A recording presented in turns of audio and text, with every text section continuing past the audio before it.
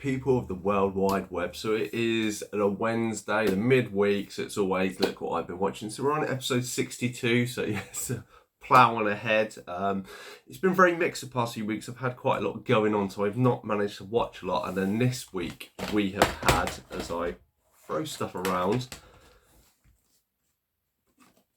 an absolute massive pile. So, as always, this is just basically the physical media that I've watched in the past week. This goes from last to first watch. So I'll put the poll there and I'll work on it. So the very first one, so this, it was a gift from AJ's Movie Place. So Terror on the Prairie. It's a very interesting one, so I started to read. So Gina Carrera, this is her movie from 2022. So this was done after all the Mandalorian controversy and COVID. Now, it turned out to be she did have another movie in the works, but due to being, I will say, an anti-vaxxer, because that's what it seems, she didn't want to take the inoculation. She didn't want to wear a mask. So that job fell through, and then she ended up doing this one. That's her choice. Whether I agree with it or not is by the by. But I did quite enjoy it. So basically, this is the story of a family. They live out on the prairie as it is, and there are these 4 horsemen that are basically going around scalping people. They turn up and basically terrorise her son and her daughter. The father, unfortunately, is not there. He's in town looking for work.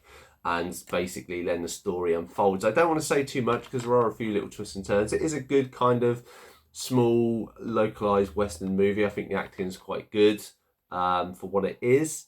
And yeah, I enjoyed it. So thank you very much, AJ. Good to have that in the collection. So then we have this one. So this is one of the ones my dog / wife got me for Father's Day. So this is The Garden of Words. It's on my 100 to watch this. As I put it on, I was like, I've seen this. So it is on Netflix. So if you do want to watch it, it's only 48 minutes long, but it is very interesting. So this is from a small range of movies that are really heartfelt. So this is you have a young student from school who is into making shoes, and basically he will go to school and it's sunny, and when it rains he goes to this park to basically take up ideas. When he goes to it, he meets this woman, and basically every time it rains these two kind of meet up at this park, and kind of it's the growing kind of relationship between the two of them. She's a lot older than him, and there is obviously a lot going on in their own lives that kind of they help each other out, and it's really, really good, really, really powerful. Obviously the person who directed Your Name, which is one of my favourite ones, and 5 centimetres per second. So they're quite strong and emotional ones, but very, very good. Good to have it in the collection.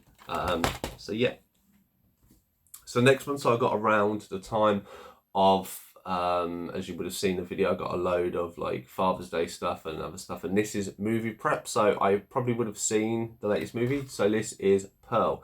So I've been with AJ and Matt, and you've seen we've had many pickups, and this is sort of the stuff they've been mentioning. So they mentioned X, so I picked up X. It was all right for what it is. I'm not the biggest horror fan, so whether I don't appreciate it, I was surprised by quite a few famous people that were in it. Obviously Ty West is the director, and I think he writes it and does a lot of it to keep the budget down. I think the first one was like $1 million budget and made like 15 million, and this one was $1 million and made 10. So it's basically centered around Mia Goth. So Mia Goth portrays in the first one a young actress and an elderly woman on a farm. This is a prequel one. So this is, I believe, the old lady, but when she was younger. And obviously, unfortunately, she lives on a farm. Her mum is very strict with her, and her dad, unfortunately, is in almost a catatonic state, so she has to look after him. So she doesn't really get a kind of life that she wants to, and then it kind of is, she wants to have this life and kind of fancy, and then goes a bit crazy. It was okay. I mean, to be honest, I've not been too impressed. The trailer for free actually looks quite good. This is why I bought this, because I wanted to see this, and I say by the time this video drops, I probably would have seen it, and the review will be out. But yeah, it's, I mean, it's not like I hate Mia Goth or I hate Ty West or I hate anything. There are, for what it is, for £1 million, for what they've done, I think it is quite good. It's just maybe not necessarily to my tastes. But it's by the by, as I say, I'll watch it, keep it in the collection. I'll probably get Maxine as well and have the whole one. Still very interesting. I think it'd be interesting to see Mia Goth outside of this role doing something else, but we shall see. Or maybe even Maxine might show her skills, I think, in a better light. Then we have Volume 7 of Naruto Shippuden. So as people will know, obviously this is my favourite anime as I have it all over my arm. Lovely series, read the book, seen the anime, but I haven't rewatched it in a long time. So I did try and start to rewatch it, I think, a year or two ago, and it's 12 days total, 720 episodes, 10 movies, so there's a lot to it. So I'm finally getting back to rewatching it because I bought a lot of this sealed, but I've not got around to watch it because I watched it all online. So this is 7, so we've got 8, 9 and 10 and then we're done. So 3 more seasons to go and it's great.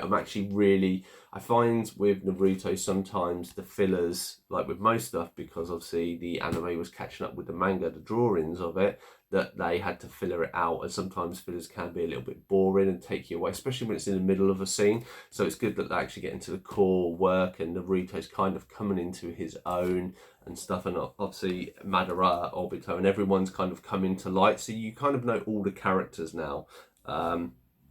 This is one of, so it's this, that 70s show, Warehouse 13 and A Town Called Eureka. This is soon I will finish a few other series and they will be my main fallout. I'll just rotate through and hopefully by the end of the year I will finish those, and that will be 4 or 5 big series that I've never really finished. Well, I have finished Naruto, but I have to finish it for the list. Warehouse 13 and A Town Called Eureka I've never finished. And there's another one I'm watching now, which I won't say, which I'm going to finish as well. So anyway, then we move along. So we have Escaflowne. So this is the movie. This was released 4 years after the series, which is behind me somewhere, I think. There it is. And anyway, this is basically, it was a 26 episode series, really, really good. This is kind of a small, condensed it all into an hour and a half. It's all right. I like the anime style. It does show a lot of promise. Obviously, the characters are kept the same. But because it is like 26 hours, so it's 8 hours worth of movie or story condensed into an hour and a half, it just never really does it justice in points. There are some bits I think it does really well. I'm glad to have it. And I say it adds into the collection, and that's everything Escaflowne had. It's not on my list, I don't think. But there we go. So then we go to Oculus. So this is one I've watched the trailer and seen a lot of people raved about it. So I've got this. So this is Karen Gillan. This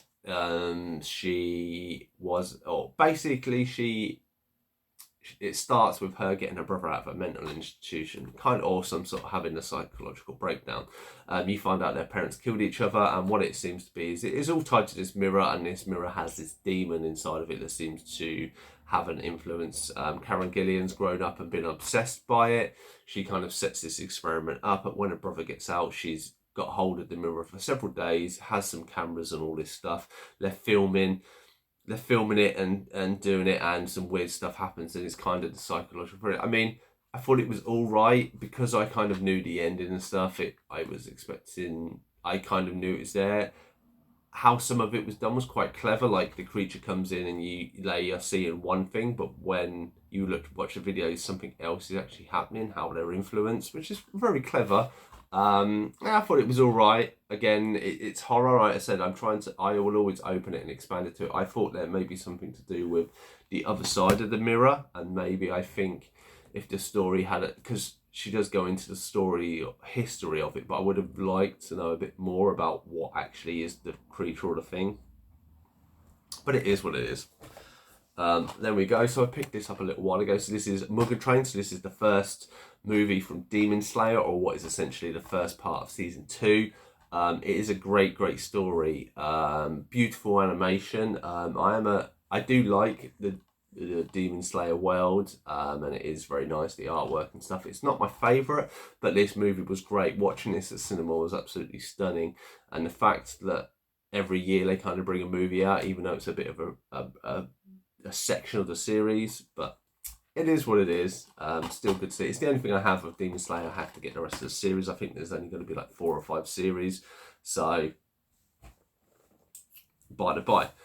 So then we go to Dave. Still got to take part of the sticker off, a bit annoying. I decided to damage the plastic a little bit, which is why I've stopped. So this is Kevin Kline. He plays two roles. He plays the president, and then he plays a down and out person who's looking for jobs. Unfortunately, the president has a body double for certain times when he needs to do stuff. So he hires the down and out Kevin Kline character to replace him, and during this he kind of has a brain aneurysm and is put in a catatonic state. This leaves Kevin, the down and out character, kind of taking the role for the time being, why people Frank Mangella behind the scenes and another guy, they basically kind of did the work behind the scenes and help him. He's obviously the main president was very distant with the first wife, but in this he kind of builds a relationship, and you see because he's a very different person and he has different morals and stuff, and it comes into, and it is just 90s, it's just a very feel-good movie. Like, there are bad points and good points, but the way this is shot and the way this feels, it is just a movie you can put on, enjoy watching, and it kind of gives you like just renewed hope in the world, so to speak. I know it's fictional, but they don't really do movies like this, and there's so many. And I say, like, you know, it makes you feel like Home Alone and stuff like this. Like, have good points, I have bad points, but it's just really nice movies. I really wish there was more of these in the world, but they just don't do. Whether they just didn't make a lot of money, but you know, absolutely glad to have this movie. Very, very enjoyed this movie. Very much a surprise. And then we have the final one. So I bought this with AJ and Matt on one of our pickups. And this is Spider-Man Across the Spider-Verse. So as people will know, I have been very critical of this movie. Why would I then buy it as a steelbook? I think it was £15. It is a nice looking steelbook. I will take it out and remove the J card and show you, you know, stickers is a bit of a pain.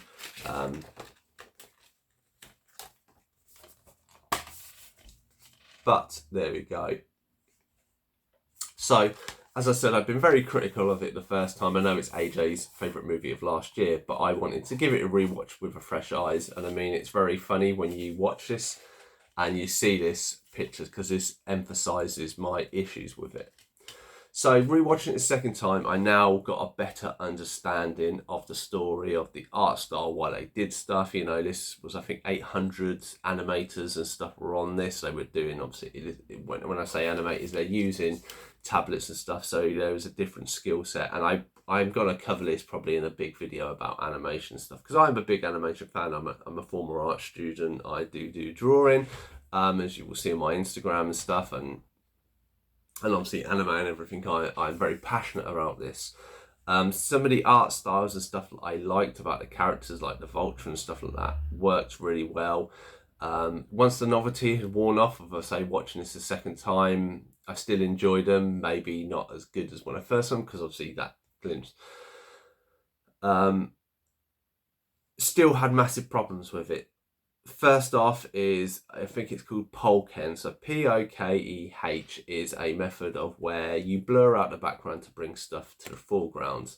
Now, as it will definitely show, you can see the city skyline has this weird effect. They use this a lot over it. Not just in Mars's town, but in a lot of town or home world. They use it massively, and it is very distracting and very a pain in my ass, because it distracts you, it takes you away from the main story. And I said the second time, I didn't really enjoy the film overall. It kind of went a little bit down in my estimations, even though I understood it. And I think this is more because of my art background and liking animation and being appreciative of stuff like this. When you dig deeper into it, you find that Gwen's world, she has a very rainy, drippy background. This is the effect they use it. It's kind of to represent her world, even though she isn't portrayed in that all the time. But she does at certain times. Speaking with her dad, you'll see she changes colour. It looks like her hair's green, and it's not. Miles, you go into it, they use a very dotted effect. So if you look, Miles is there people have dotting in the clothes. There is background and stuff like this. And this is where they kind of start to have their own style. When they go to the Indian world, it's almost like diamondy type shape. And I get that. And then you kind of have the flashy cybernetic colours of the futuristic world where all the Spider-Men are together. You know, I get it. It gets very distracting of when they try and do it kind of three-dimensional in the background. And for me, it's painful almost. I'm not painful like it hurting me, but I'm just like, why have you done this? I can understand because of this effect, and this effect is done in the different worlds, that's why they had to bring on all these producers, and that's why it's cost so much money. I think 150 million to make. Whenever you world build, whenever you design stuff and something like that, the word is always consistency. You need to be consistent. Obviously, this is a multiverse. If you've seen Doctor Strange and the Multiverse of Madness, and it's a film I don't rate, and even though I'm quoting it, when Doctor Strange travels through it, there is consistency in all of the worlds. Unfortunately, this doesn't happen in this movie. Each world has an artifact, kind of an art effect on it. But when you get to the Spot and he goes into these other dimensions, he goes into the real life ones, none of them have any of these artifacts. It is only in the kind of Spider-Man related worlds where you actually see it from Spider-Man's side of view. Rightly or wrongly, that's their art choice. By the by, when you ever get near the portals, obviously this is when the characters can get distorted and they kind of intermix. The portals are a mixture of this, and I get this, and this is the bits that made more sense. But then you have people like Spider-Punk, who has this kind of very artsy, not Andy Warhol, but almost Andy Warhol, but not Andy Warhol. He has this effect to him, and it sits out, and characters have their own kind of style because they're from their own universe, and if they don't have the colours, that's fine. But then when he's got the collar on and he's in the Miguel 2099 thing, at certain times he has like writing all over his body and stuff like this, and I'm like, why's he got that? He's never had that in any of the other bits. And it's these little inconsistencies and stuff from an art's perspective and from mine. I'm like, oh, what are you doing it? As I said, rewatching the film and rejoining it, Spider-Man, finding out Miles Morales wants to overdo, wants to go against the grain, the story of the Spider-Man, and then manages to beat like 500 Spider-Men, would never happen. I get it, the fact that he is maybe seen as a better Spider-Man and stuff. There was bits like that I was like, you're kind of milking it in my eyes, and I get it. And then obviously you have, when it goes into a dynamic time, there's kind of like, you have the whole Batman, the old Batman, pow, companion. It's different when there's action art styles, then they have a kind of another art style on top of it. And it all very much feels like an artist, and I use an artist of like paintings and stuff, has come in and said, well, we'll have this effect for this effect for that, we'll move it in for that, move it. And I get it why a lot of a lot of people in the comic book world rave about this because of this art style. But if anybody knows how you use tablets and stuff like this, it's very sloppy and a lazy way of doing it, with not adding details and stuff like this in the background, or it all being, I say, not blurry and stuff. And with computers and stuff, it's so much easier to do that if you look at something, and I will always take it back to one of my favourite movies, and it will be Transformers animated. And if you see the opening world where Unicron comes to, and there's Orbulus, who's the robot on the world, and his world, and you see Unicron crunching it, and you see how detailed all that little work is, and it's all done by hand, and it's all taken time, and knowing the skills that it takes to use a tablet where a lot of stuff can be changed. You can change a brush to have an effect, so these dotted things, somebody could just probably have an effect and just go blah, blah, blah, blah, blah. There you go, I've done Mars, that's that scene done. And it is just, I get it, that I can get it and understand why people like it, but for me, I'm like, even though it looks artsy and fancy and stuff, to me it is a very lazy and devoid of talent, devoid of consistency, and so lacking in places that I get it, it's nice, I have it in the thing, I still don't rate the movie that well. It may be in the top 15 or 20 movies of last year that I watched. It's an okay animation movie, but from an artist's perspective and my perspective, I have a lot of problems with that movie. And sorry to rant on, as I say, animation stuff has changed a lot in the 20 years, and with animation I will do a video on this. But anyway, this has been a massive part of look what I've been watching. Obviously I've been very busy this week. Hope you enjoyed the videos or anything. Let me know in the comments down below. Otherwise, I shall see you in the next one.